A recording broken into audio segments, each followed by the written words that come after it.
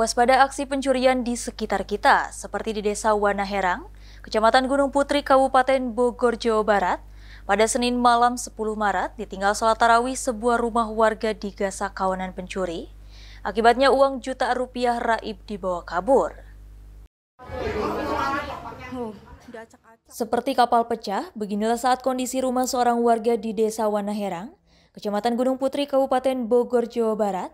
Pada Senin malam usai disatroni kawanan maling ketika pemilik rumah tengah melaksanakan sholat tarawih di masjid. Pemilik rumah seketika panik melihat pakaian berantakan di lantai dan sejumlah lemari terbuka. Bahkan uang di sebuah kaleng senilai 5 juta rupiah raib dibawa para pelaku.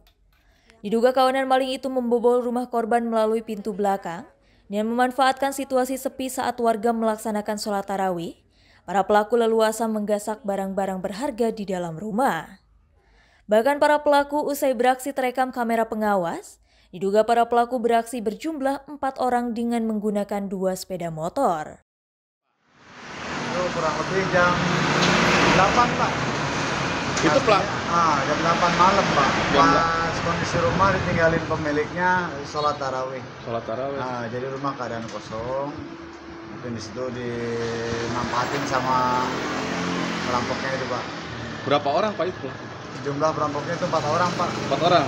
Pakai mobil apa motor? Pakai motor. Mereka 2 motor, Pak. Jadi 1 motor. Itu apa aja, Pak, yang hilang, Pak? Menurut dari pihak keluarga, uang tunai, Pak, yang hilang. Oh, uang.